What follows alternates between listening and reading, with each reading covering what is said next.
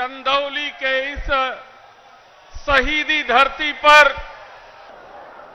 Samajwadi party के राष्ट्रीय अध्यक्ष का हम चंदौली के तमाम अपने साथियों के साथ हार्दिक स्वागत और अभिनंदन करता हूं।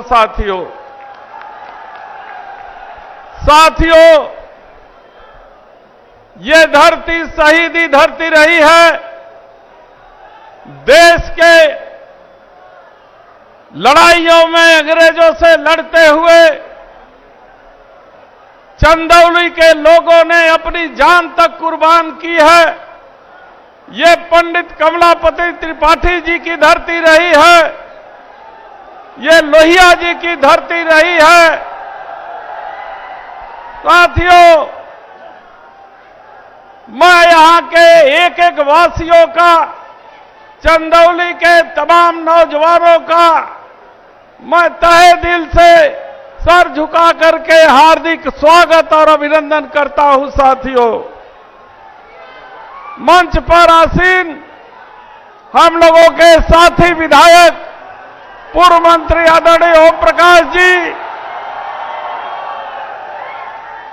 पंडित कमलापति त्रिपाठी जी के पुत्र आदरणीय राजेश पति त्रिपाठी जी, लगातार 3 महीने से एक सारथी की भांति हमारे साथ चल रहे आदरणीय लोकप्रिय विधायक श्री प्रभु नारायण यादव जी, नौजवान नेता हमारे सैयद राजा के पूर्व विधायक भाई मनोज डबलू जी, मुगल सराय के हमारे युवा प्रत्याशी रहे भाई चंद्रशेखर जी, जिनके नेतृत्व में आज हम लोकसभा का चुनाव लड़ रहे हैं।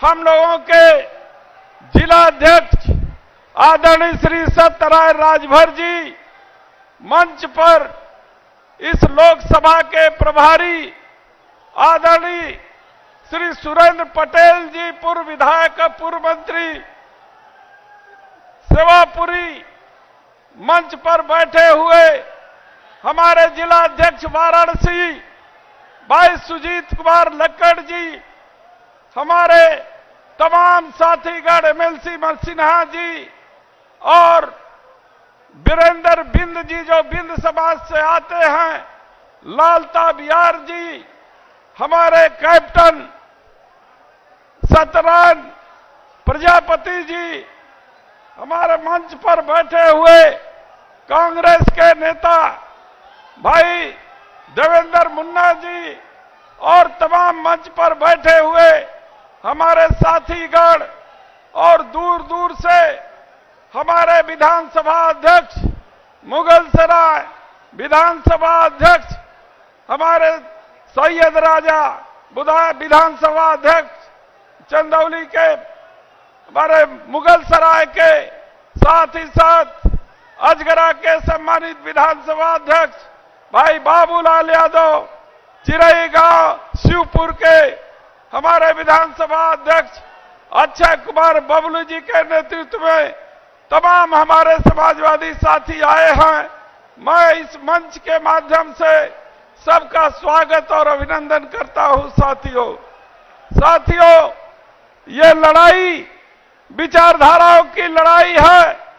एक तरफ वे लोग हैं जो इतने सालों से, जो हमारी गीता है, जो हमारी ग्रंथ है, हमारे लोगों को जो मजबूती प्रदान करती है, वो इस संविधान को बदलने वाले लोग हैं। और दूसरी तरफ आपके मंच पर बैठे हुए इंडिया गठबंधन के साथी हैं, जो हमारे राष्ट्रीय अध्यक्ष जी के नेतृत्व में इस संविधान को बदलने से बचाने के लिए इस लड़ाई को लड़ रहे हैं। साथियों, लगभग 3 महीने से एक तरफ हम लोग गांव-गांव, किसानों मड़ई जाकर के गरीबों से गले लगा करके मिल रहे हैं।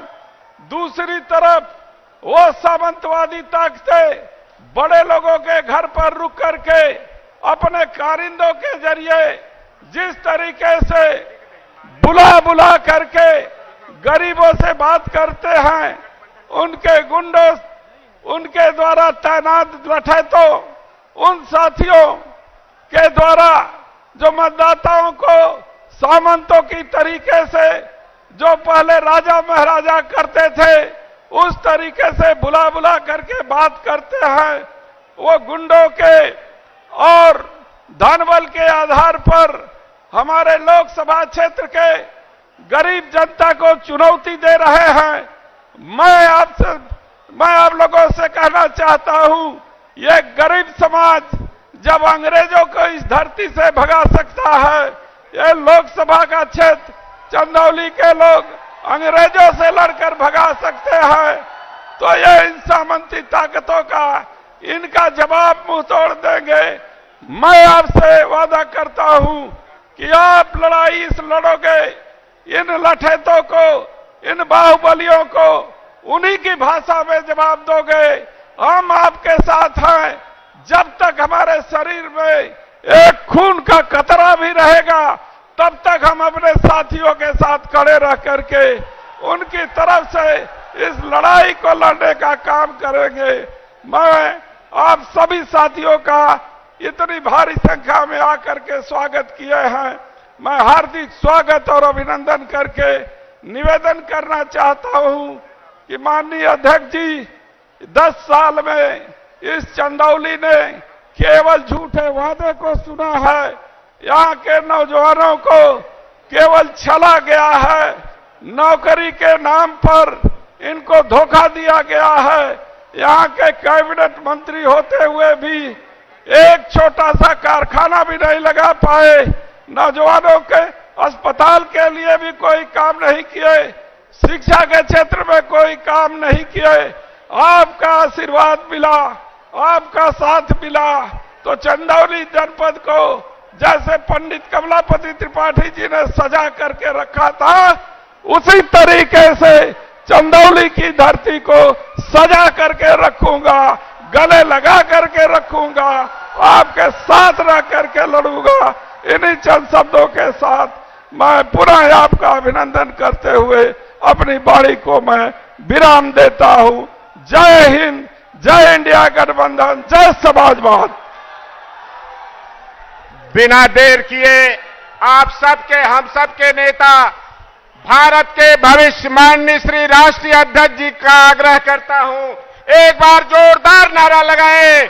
माननीय अखिलेश यादव जिंदाबाद, अखिलेश यादव जिंदाबाद, जिंदाबाद जिंदाबाद, अखिलेश यादव इंडिया गठबंधन जिंदाबाद जिंदाबाद, समाजवादी पार्टी अखिलेश यादव। एक बार दोनों हाथ उठाइए, भारत के भविष्य का जोरदार तालियां बजा के स्वागत करिए माननीय अखिलेश यादव जी का। अखिलेश यादव हो गया, हो गया।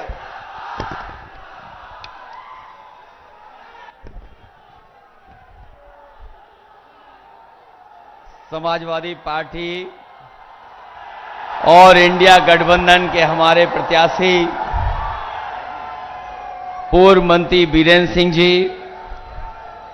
पार्टी के हमारे जिलाध्यक्ष सत्यनारायण राजवर जी, पूर्व सांसद आदरणीय कैलाश सिंह यादव जी, विधायक प्रभु नारायण सिंह जी, पूर्व विधायक मनोज सिंह डब्लू जी, पूर्व मंत्री सुरेंद्र सिंह पटेल जी, समाजवादी पार्टी के प्रवक्ता मनोज काका, पूर्व में रहे समाजवादी पार्टी के प्रत्याशी चंद्रशेखर यादव, पूर्व विधायक जितेंद्र कुमार जी, पूनम सोनकर जी, पूर्व MLC Rajeshpati Tripathi ji, MLC Ashutosh Sinha ji, MLC पूर्व में रहे राजदेव सिंह जी, अरविंद सिंह जी, मुसाफिर चौहान जी, उदयलाल मौर्य जी, लालता बिहार जी और कई दल जिनके नेता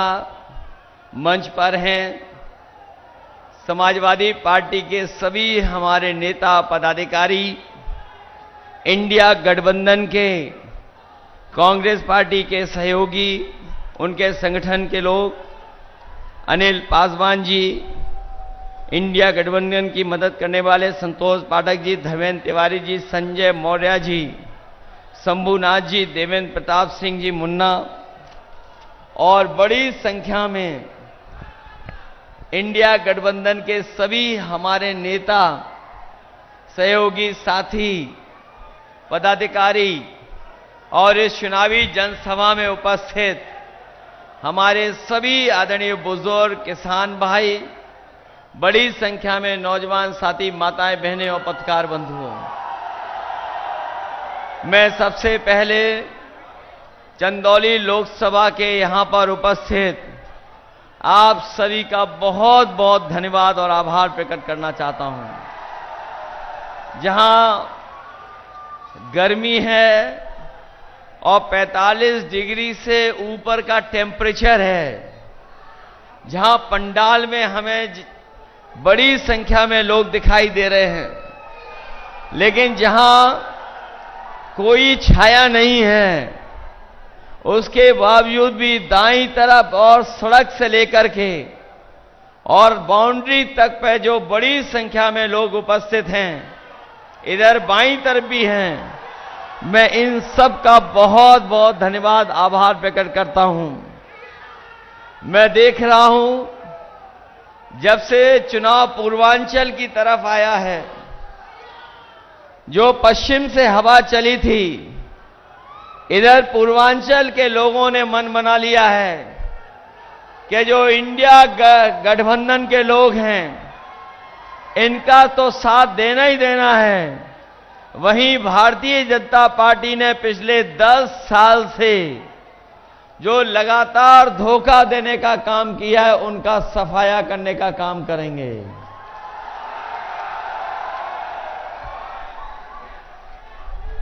मैं देख रहा हूं कि पूर्वांचल की धरती पर जैसे जैसे चुनाव आया है,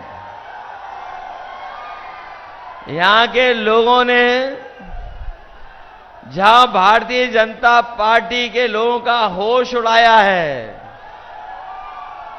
वहीं उनके जो दिल्ली वाले नेता हैं, उनका भी आत्मविश्वास लड़खड़ाने लगा है।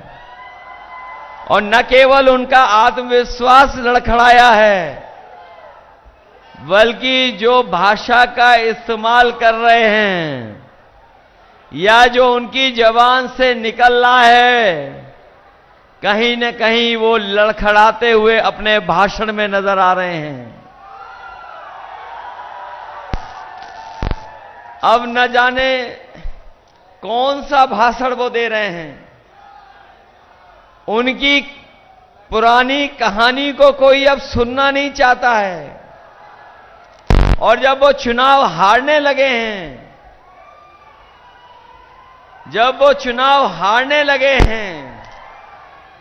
तो न केवल अपना भाषण बदल रहे हैं, बल्कि आप देखिए मंचों पे वो थर-थर कांपने भी लगे हैं। मुझे लगा था कि इस बार 80 सीटों में एक सीट पर लड़ाई है, लेकिन जब से बनारस और आसपास चुनाव में देख रहा हूं, जो माहौल दिखाई दे रहा है, इस बार बीजेपी के हाथ से 80 की 80 सीटें जाने वाली हैं।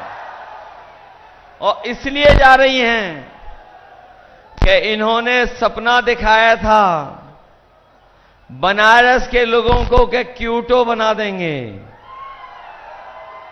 और मुझे लगा कि अगर बनारस क्यूटो बन जाएगा तो कहीं न कहीं चंदौली के लोगों को भी कुछ न कुछ विकास उनके क्षेत्र में हो जाएगा। न क्यूटो बना, न चंदौली का विकास हुआ, और पिछले 10 साल में इन भारतीय जनता पार्टी के लोगों की हर बात झूठी निकली और इनके वादे झूठे निकले। ये वही भारतीय जनता पार्टी के लोग हैं जिन्होंने कहा कि किसानों की आय दोगुनी हो जाएगी। अगर आय दोगुनी हुई हो तो बताएं हमारे किसान भाई, न आय दोगुनी हुई और जो लागत बढ़ने का काम हुआ है, लगातार महंगाई बढ़ी है और उसका परिणाम ये हुआ है कि हमारे किसानों की खेती बाड़ी के साथ साथ हमारे किसानों को संकट में डाल दिया।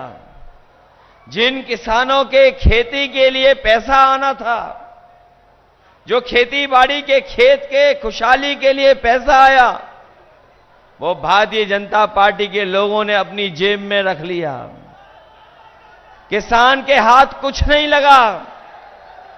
और एक समय ऐसा भी किसानों ने देखा कि जिस समय हमारे किसानों के खिलाफ काले कानून लाने का काम हुआ और अगर वो काले कानून लागू हो गए होते तो जहां हमारे किसानों की खेती बाड़ी छिन जाती, वहीं उनकी पैदावार को भी ये लूट लेते। हमारे किसान झुके नहीं। न केवल उत्तर प्रदेश का किसान बल्कि देश का किसान इन बीजेपी के खिलाफ खड़ा हो गया। दिल्ली घेरनी पड़ गई, दिल्ली जाके धरने पर बैठ गया, तब तक नहीं हटा जब तक सरकार ने काले कानून वापस नहीं ले लिए। जहां किसान के काले कानून वापस हुए, लेकिन लड़ाई अभी खत्म नहीं हुई है। इन्होंने 10 साल में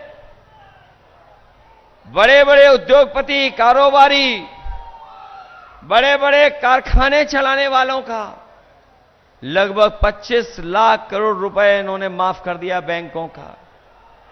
और जब नियम बनाया इन्होंने, तो नियम बनाया कि जिनका 5 करोड़ से ऊपर कर्ज है, उनका कर्ज बैंकों से माफ कर दिया जाएगा। हमारा वही किसान मायूस हो गया। उसका करोड़ों का कर्ज नहीं था, उसका कर्ज तो केवल लाखों में है। इसलिए हम किसान भाइयों को आज कह के जा रहे हैं कि आने वाले समय में 4 जून को जब सरकार बनेगी, हमारे किसानों का पूरा कर्ज माफ होगा। न केवल कर्ज माफ होगा, बल्कि हमारे किसानों की पैदावार की कीमत दिलाने के लिए अगर एमएसपी के लिए कानूनी अधिकार भी दिलाना पड़ेगा, तो किसानों की खुशहाली के लिए कानूनी अधिकार भी दिलाने का काम किसानों को होगा। जहां किसान इन्होंने संकट में डाल दिया, वहीं हमारा नौजवान जानता होगा कि इन नौजवानों के हाथ में न नौकरी आई, न रोजगार आया। और जब ये नौजवान तैयारी कर करके, अपनी कोचिंग और पढ़ाई कर करके, अपनी मेहनत से जब परीक्षा देने गया, तो इस सरकार ने पेपर लीक करा दिया। यहां जो नौजवान परीक्षा देने गए होंगे, वो जानते होंगे कि कोई एक परीक्षा नहीं, अभी तक सरकार की जितनी परीक्षा हुई हैं, उन सब के पेपर लीक करा दिए। 1 नहीं, 2 नहीं, 3 नहीं, बल्कि 10 पेपर लीक करा दिए। ये वही सरकार है जो गरीबों को डराने के लिए अपना बुलडोजर हमेशा तैयार रखते हैं, लेकिन ये जो पेपर लीक हुए हैं, उसके लिए कोई बुलडोजर तैयार नहीं था। मैं अपने नौजवानों से कहना चाहता हूं, केवल इन्होंने नौकरी नहीं छीनी है आपके 10 साल छीने हैं। और जो नौजवान घर जाकर के बैठ करके सोचेगा, वो जानेगा 1/3 जीवन इन्होंने छीनने का काम किया, बर्बाद करने का काम किया है। जहां नौकरी रोजगार नहीं दिया, वहीं हमें याद है चंदौली के लोगों का, यहां का नौजवान फौज की तैयारी के लिए मेहनत करता है, भागता है, दौड़ता है, और अपना सब कुछ लगा देता है जिससे कि फौज में भर्ती हो जाए। इस सरकार ने जहां नौकरी नहीं दी, रोजगार नहीं दिया, वहीं हमारा नौजवान जो पक्की नौकरी कर करके वर्दी पहनना चाहता था, उसकी भी इन्होंने नौकरी छीन ली और आधी अधूरी नौकरी दे दी। ये अग्निवीर वाली जो आधी अधूरी नौकरी है, ये ऐसी नौकरी है, अगर हमारा नौजवान शहीद भी हो जाएगा तो उसको सम्मान नहीं मिलेगा। अगर वो नौकरी करके वापस आएगा तो उसको सुविधाएं भी नहीं मिलेंगी जो सुविधाएं मिलती थी। इसलिए अपने नौजवानों को हम भरोसा दिला के जा रहे हैं कि ये आधी अधूरी नौकरी जो अग्निवीर की है, हम समाजवादी लोग, इंडिया गठबंधन के लोग कभी स्वीकार नहीं कर सकते हैं। जब भी सरकार बनेगी 4 जून के बाद, इस अग्निवीर व्यवस्था को हमेशा हमेशा के लिए खत्म कर देंगे और अपने नौजवानों को पक्की नौकरी और पक्की वर्दी पहन करके उनके भाग्य को बनाने का काम करेंगे। जहां नौकरी और रोजगार की बात इंडिया गठबंधन कर रहा है, वहीं बीजेपी के लोग संविधान में दिए हुए अधिकारों को छीनने का काम कर रहे हैं। सुनने में आ रहा है कि अब बीजेपी के लोग घबरा करके कह रहे हैं कि हम आरक्षण को खत्म नहीं होने देंगे,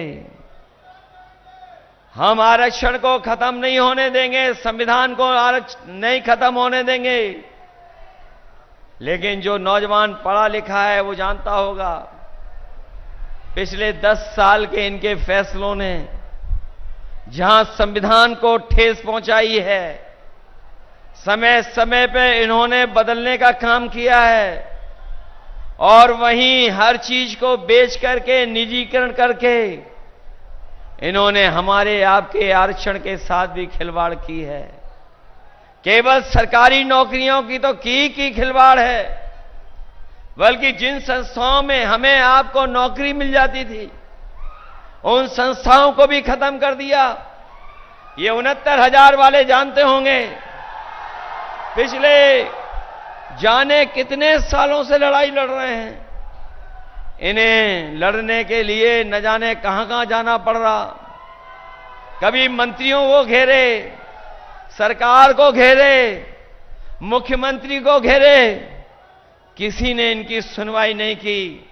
हम 69,000 वालों को, रोजगार सेवकों को, शिक्षा मित्रों को, आशा कार्यकर्ताओं को और तमाम हमारे आंगनवाड़ी लोगों को कह के जा रहे हैं, इंडिया गठबंधन ने अपने घोषणा पत्र में लिख दिया है कि इन सबकी समस्या का समाधान कर करके इनको भी सम्मान दिलाने का काम होगा।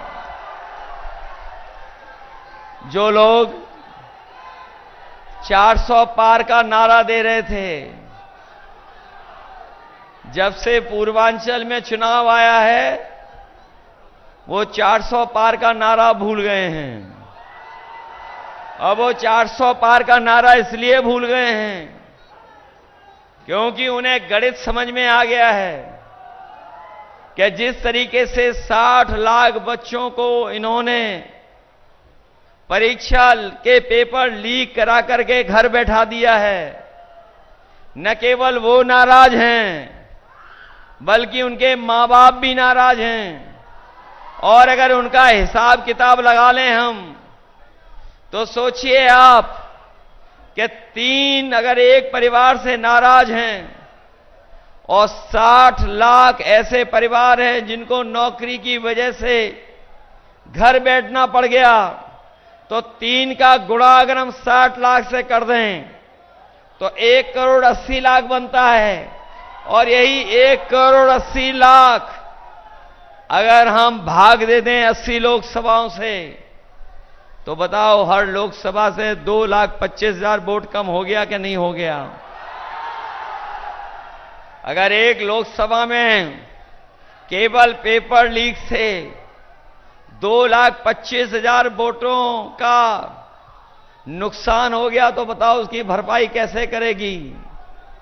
अगर कोई रास्ता हो तो बता दो और जो लोग 400 पार के नारे को ठीक से समझे होंगे, ये 400 सीटें नहीं जीतना चाहते थे, ये 400 के बाद जितनी सीटें उतना जीतना चाहते थे।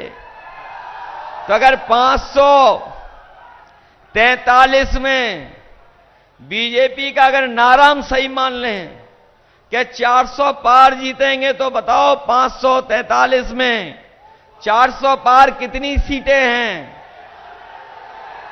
143।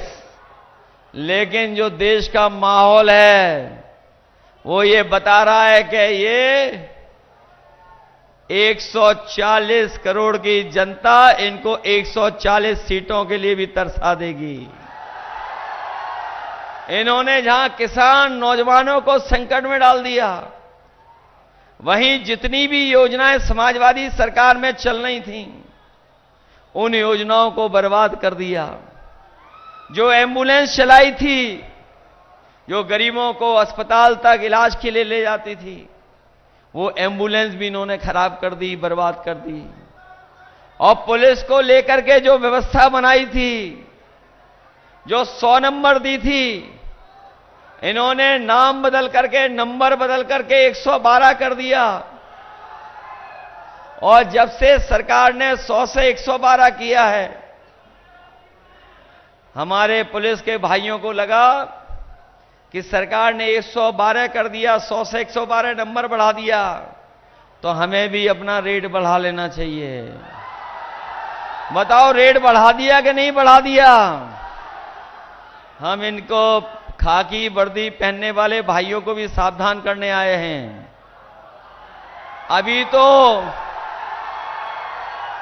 अभी तो फौज की नौकरी 4 साल की हुई है। अगर बीजेपी वाले आ गए तो हमारे खाकी वर्दी पहनने वालों की भी नौकरी 3 साल की कर देंगे। कभी कभी पत्रकार साथी पूछते हैं ये कैसे संभव है? मैं उनसे पूछता हूं कि बताओ, क्या आपको पता था कि हवाई अड्डे बिक जाएंगे? क्या आपको पता था कि हवाई जहाज बिक जाएंगे? क्या आपको पता था कि बंदरगाह बिक जाएंगे? क्या आपको पता था कि सरकारी बैंक इलाहाबाद बिक जाएगी? क्या आपको पता था कि सरकारी नौकरी मानदे पे चली जाएंगी, आउटसोर्स हो जाएंगी? क्या आपको पता था कि जीएसटी लगने से महंगाई बढ़ जाएगी? क्या आपको पता था कि आधी रात को नोटबंदी हो जाएगी, नोट बंद हो जाएंगे? अगर आपको ये नहीं पता था तो देख लेना, बीजेपी वाले आ गए तो अभी तो फौज की नौकरी 4 साल की है, हमारे खाकी वर्दी पहनने वालों की भी नौकरी 3 साल की कर देंगे। बताओ, इस सरकार में बोरी से चोरी हो गई कि नहीं हो गई?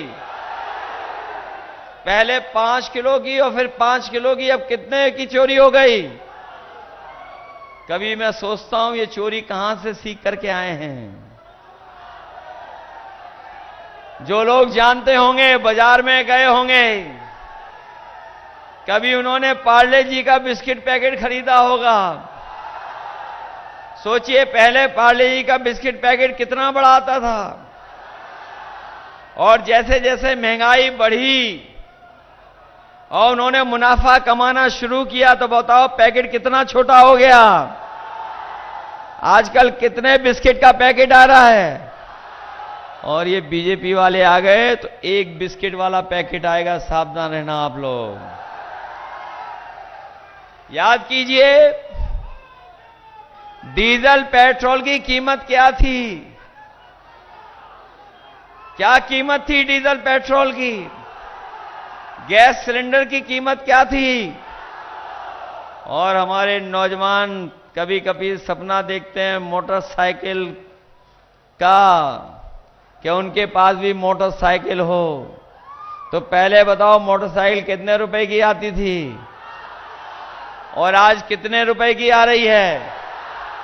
1 लाख की हो गई कि नहीं हो गई?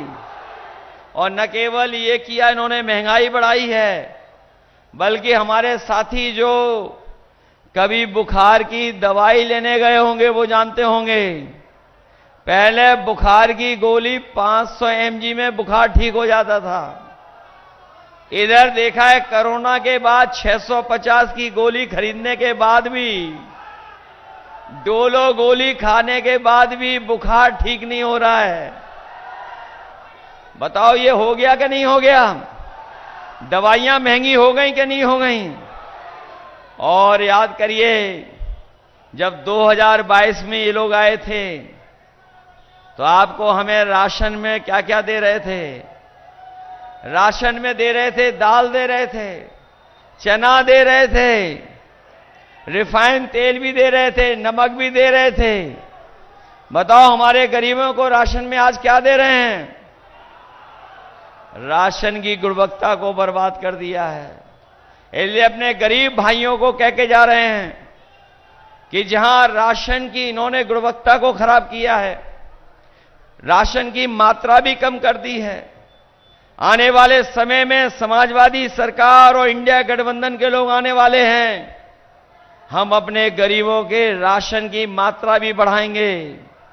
और जिस तरीके से संपन्न लोग बाजार से पैकेट का आटा खरीद करके खाते हैं, जो गुणवत्ता में भी बेहतर है, पौष्टिक भी है, तो अपने गरीबों को राशन के साथ साथ जो राशन की गुणवत्ता अच्छी होगी, मात्रा बढ़ाएंगे, जिससे भरपेट हमारे गरीब खाना खा लें। और वहीं उन्हें पैकेट के आटा के साथ साथ डाटा भी फ्री देने का काम हम लोग करेंगे। जहां पौष्टिक आटा हमारे गरीबों का स्वास्थ्य बेहतर रखेगा और डाटा उन्हें आगे बढ़ने में मदद करेगा, पढ़ाई से लेकर के नौकरी ढूंढने में और अपनी जानकारी हासिल करने में मदद करने का काम करेगा।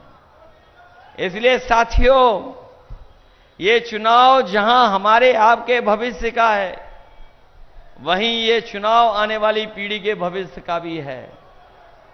इन लोगों ने न जाने क्या क्या कहा, और हमारा साथी सही कह रहा है कि ऐसा समय आया कि हमें और आपको सबको वैक्सीन लगवा दी, किसी को नहीं छोड़ा जिसको वैक्सीन न लगवा दी हो। और ये हमारे अधिकारी और खाकी वर्दी पहनने वाले भाई लोग, इनको तो जबरदस्ती लगवा दी। और सुना है कि वैक्सीन लगने के बाद आजकल बीमारी हो रही है और दिल की बीमारी भी बढ़ गई है। और जब से ये सूचना आई है, तब से ये वैक्सीन कंपनी वाले कह रहे हैं कि हम वैक्सीन वापस ले लेंगे। कोई हमें बताए, जो वैक्सीन शरीर में लग गई वो वापस कैसे ली जाएगी, ये बता दो। कोई व्यवस्था हो तो बता दो हमें। और जो लोग ये कह करके आए थे कि हम मां गंगा को साफ कर देंगे, बताओ हमारे चंदौली के भाई बहनों, क्या गंगा की सफाई हो गई है? और जहां से गंगा निकली है मां गंगा, वहां से लेकर के जहां तक महासागर तक पहुंचती हैं, बताओ कहीं मां गंगा की सफाई हुई हो तो बता दो। गंगा का पानी तो साफ नहीं हुआ, लेकिन जो बजट आया था वो पूरा का पूरा इन्होंने साफ कर दिया। बताओ साफ हो गया कि नहीं हो गया बजट? इसलिए हम आपसे विशेष अपील करने आए हैं। ये चुनाव जहां हमारे आपके भविष्य का है, वहीं चुनाव ये हमारे आने वाली पीढ़ी के भविष्य का भी है। इधर भारतीय जनता पार्टी के लोग संविधान को भी ठेस पहुंचाना चाहते हैं। यही बाबा साहब भीमराव अम्बेडकर जी का दिया हुआ संविधान को बदलना चाहते हैं। ये संविधान वो है जो हमें अधिकार दिलाता है, ये संविधान वो है जो हमें न्याय दिलाता है, ये संविधान वो है जो हमारी संजीवनी है, हमें आपको आगे बढ़ने का मौका देती है। इसलिए हम उनको बोलना चाहते हैं और बताना चाहते हैं कि ये जो चुनाव होने जा रहा है, समुद्र मंथन की तरह संविधान मंथन होने जा रहा है। एक तरफ वो लोग हैं जो संविधान को बदलना चाहते हैं, और दूसरी तरफ वो लोग खड़े हैं जो संविधान को बदलेंगे, हम उनको बदलने का काम करेंगे। ये कहने को तो कहते थे डबल इंजन की सरकार है। ये जो कहने वाले लोग हैं कहते हैं हम डबल इंजन की सरकार हैं, लेकिन हम डबल इंजन की सरकार से पूछना चाहते हैं कि डबल इंजन वालों, चंदौली आते आते आपके इंजनों का धुआं क्यों निकल जाता है? अगर कोई विकास हुआ तो बता दो। क्या विकास, रोजगार मिला कि नहीं मिला? इन्होंने और दिल्ली वालों ने मिलकर के क्या निवेश के सपने दिखाए थे कि हम लाखों करोड़ रुपए जमीन पर पहुंचा देंगे। लखनऊ में आयोजन हुए, दिल्ली में आयोजन हुए, विदेशों में जाकर के निवेश को लेकर के सपने दिखाए गए, 1 डिस्ट्रिक्ट 1 प्रोडक्ट का प्रचार किया गया, लेकिन बताओ जमीन पर कुछ आया हो तो बता दो हमें। यहां से तो मंत्री भी थे, बताओ मंत्री जी कुछ पहुंचाए आपके पास कि नहीं पहुंचाए? और बगल में प्रधानमंत्री, बताओ आपको धोखा दिया कि नहीं दिया? और याद कीजिए, पिछला लोकसभा चुनाव तो हम लोग जीत गए होते अगर इन्होंने घर में जाकर के स्याही न लगवाई होती, पैसा न बांटा होता। याद है कि नहीं याद है? इसलिए सावधान हो के नहीं हो आप लोग। इधर सुनने में आया है कि जब से ये हारने लगे हैं तब से ये बूथ को लूटने की तैयारी कर रहे हैं।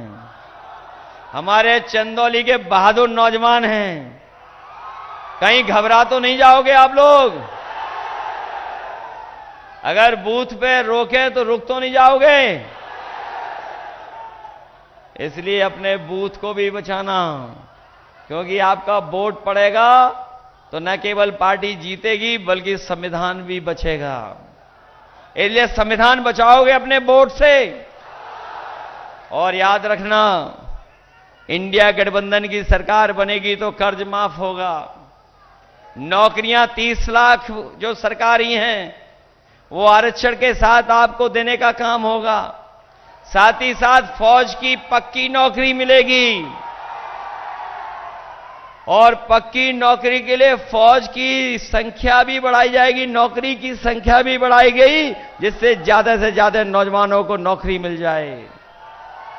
और वहीं अपनी बेटियों के लिए जो हम लोग विद्याधन देते थे, समाजवादी पेंशन देते थे, इस बार इंडिया गठबंधन ने तय किया है कि अपने गरीब परिवार की माताओं बहनों को 1 लाख रुपए उनके अकाउंट में देकर के लखपति बनाने का काम करेंगे। पुरानी पेंशन बहाल होगी और जो गरीब हैं पढ़ना चाहेंगे उनकी पढ़ाई के लिए कोई पैसा नहीं लगेगा, उनका फ्री पढ़ाई कराने का काम होगा। इसलिए मदद करिए आप लोग। और ये सीट तो ऐसी है जहां लखनऊ और दिल्ली वाले पहले ही जान गए हैं कि समाजवादी लोग जीतने जा रहे हैं, इसलिए जिताओगे आप लोग। और ऐसे सांसद जिन्होंने कोई काम नहीं किया, उनके लिए हमें एक गाना मिल गया है दिल्ली से। इन बीजेपी वालों पे बहुत कलाकार हैं, बहुत अभिनय करते हैं बीजेपी वाले, समय समय पर भेष बदल लेते हैं, रंग बिरंगा नजारा दिखाते हैं। इसलिए हम भी एक कलाकार लेकर के आए हैं। वो ऐसा कलाकार है जो गाना भी लेकर के आया है, जो सांसद चुने गए थे उनके लिए। इसलिए हम अपने साथी कलाकार से कहेंगे, कम से कम चंदौली के जो बीजेपी के सांसद ने कोई काम नहीं किया है, उसके खिलाफ भी जरा वोट मांग के दिखाओ।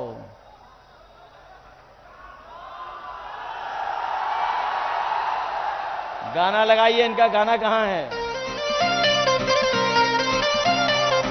हाजिर हो सांसद जी, हाजिर हो, हाजिर हो, हाजिर हो सांसद जी, हाजिर हो। पिछले 5 साल का दे हिसाब, क्या दिया क्षेत्र को दे जवाब। बहुत हुए प्रचार के किस्से, क्या सच में आया जनता के हिस्से।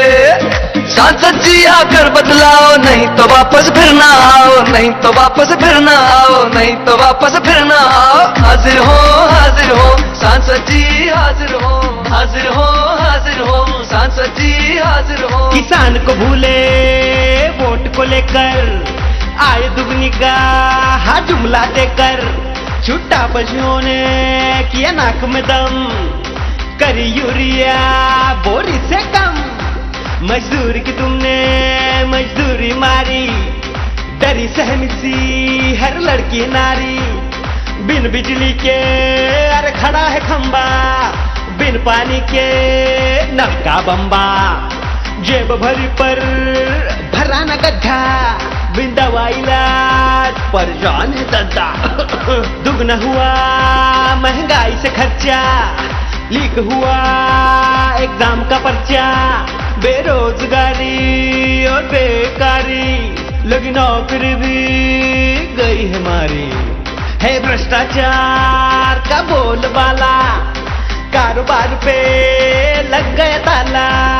झूठे निकले सांसद के वादे, जनता से फिरते अब भागे भागे। गुस्से में जनता ने यही पुकारा, अब ऐसा सांसद नहीं दोबारा, नहीं दोबारा, नहीं दोबारा, नहीं दोबारा।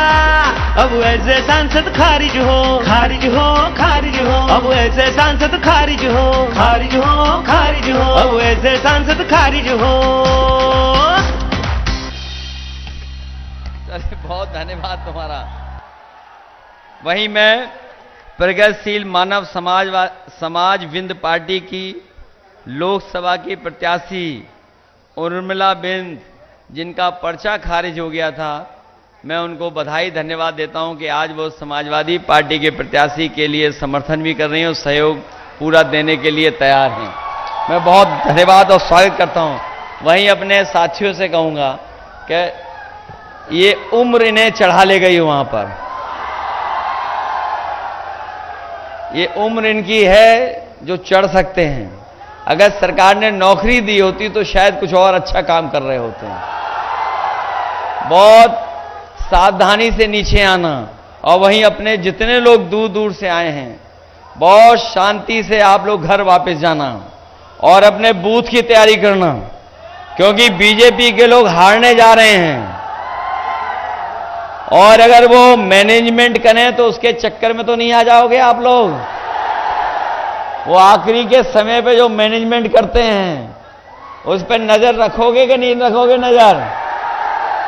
उस पर नजर रखना कि आखिरी वक्त में भी कुछ मैनेजमेंट करेंगे वो लोग, धोखा देना चाहेंगे।